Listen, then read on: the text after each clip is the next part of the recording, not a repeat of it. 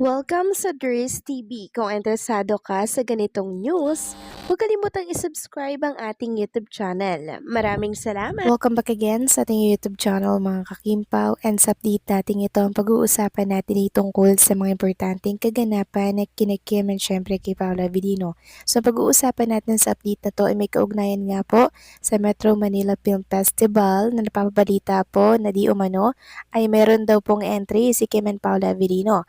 At dahil nga po dyan, meron tayong nabasa mga kakimpaw na ito daw production po ni Paula Avellino ay kakulab para po sa Metro Manila Film Festival. Naku, may katotohanan nga kaya ito? Yan ang pag-uusapan natin sa update na to. Pero bago po ang lahat, maraming salamat po sa inyong patuloy na pag-support at pagsubaybay sa mga daily update natin. Kaya naman bilang pasasalamat, narito po ang isang napili kong komento patungkol ito sa naging previous update.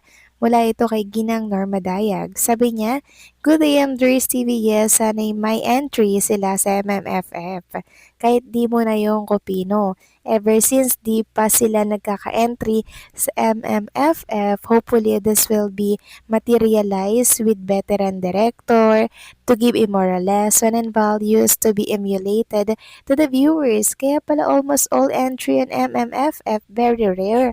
Yung mga violent movie as an entry. Hopefully, KP will have an entry to this MMFF. God bless everyone." Maraming salamat po sa inyong komento, Ginang Norma Dayag. Yes, sana nga po ay makapasok yung sinasabi nilang entry daw para po kay Kim and kay Paolo Avellino. Kasi sobrang ganda raw po ng kwento, pasabog, and syempre, ang tindi daw po ng story, ang tindi daw po ng mga aktingan, unlike daw sa last movie nung nakaraang movie. So, ang nakaraang movie po ni Kim and Paolo Avellino ay may Love Will Make You Disappear, 'di ba? So, ibig sabihin, mas intense pa dun mga kakimpaw yung story po na ipapalabas kung sakali man po na makapasok itong entry nila para po sa Metro Manila Film Festival. Naku mga kakimpaw, excited na ako sobra pag ito po ay nakapasok. Kung totoo man nga po na si Kim and Paolo po ang bida dun mga kakimpaw at malaking producer ang mag-handle tapos matinding director po ang kakapit at gagawa ng ah story. 'Di ba? Hopefully, so i-manifest natin yan at ipag-pray din natin na makapasok po ito mga kakimpaw, nang sa ganun, ngayon pa lang mag-iipon na po tayo para by December 25, 'di ba? Meron tayong ilalagak na pera para po pagwaldasan niyang movie na yan ni Kim and Paolo Avellino. So hopefully nga. So maraming salamat po sa inyong komento, Ginang Norma Daya. God bless po sa inyo and mabuhay kayo. So eto na nga, pag-usapan na natin ang mga balita po na nakalap natin sa update na to. Tunahin na nga nating pag-usapan. Etong nabasa ko lang for Chinita Princess. Sobrang ganda kasi mga kakimpaw ng nakalatag ditong caption para kay Kim. Sabi nga dito, "Call me weird, but I don't find what Kim just said offensive at all. Isn't it's Showtime literally supposed to be a live comedy show where everyone just throw out chaotic unscripted banter?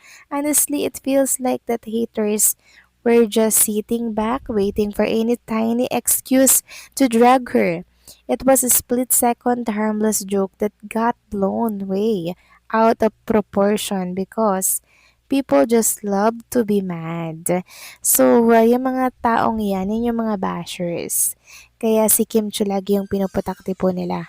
Pero mabuti na lamang mga kakimpaw dahil si Kim Chu po ay matatag na sa mga ganitong mga nangyari po sa kanya sa showbiz industry. Samantalang next topic naman, talakayin naman natin ang tungkol nga po dito sa napapabalitang Metro Manila Film Festival entry ni Kim and Paolo Avellino na kung saan ay naisabit na nga daw po yung script. Ngayon, nag-aalala po ang ilang mga Kimpo fans. Ayon nga po sa isang netizen, if ever kasali man sila sa Metro Manila Film Festival, ang tanong is kakayanin pa ba nila?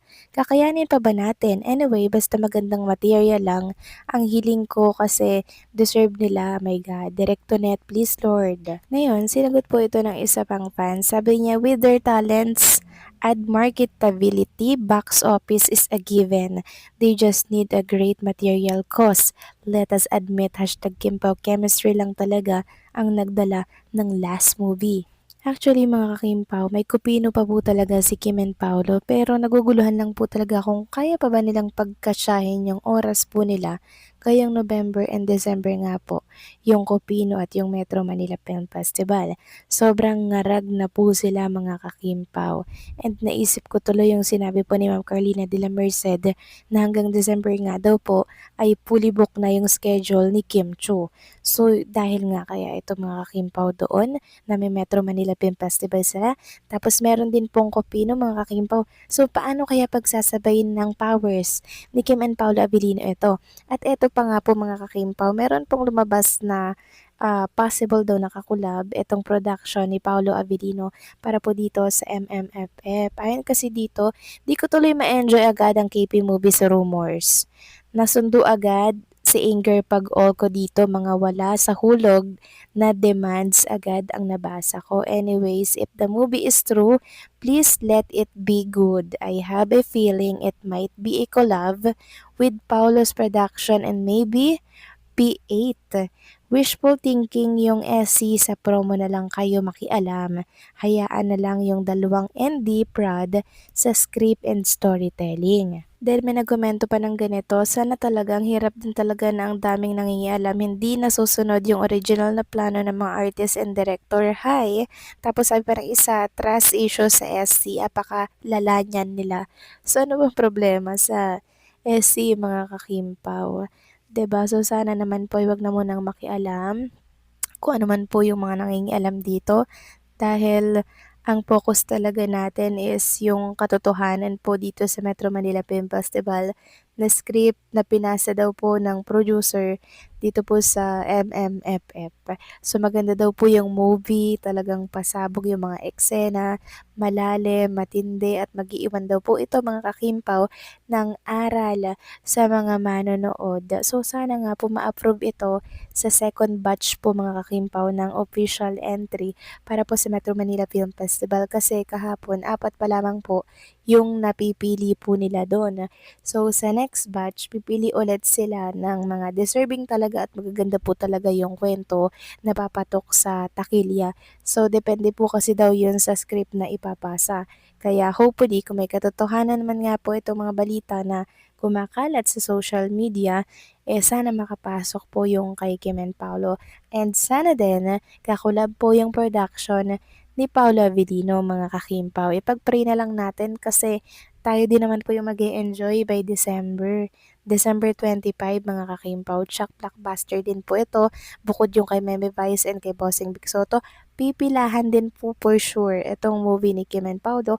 Yun ay kung sakaling totoo man nga po ang kumakalat sa mundo ng social media at sana matanggap ito sa entry ng MMFF. Kayo ba mga kakimpaw, anong masasabi ninyo dito? Please comment down below.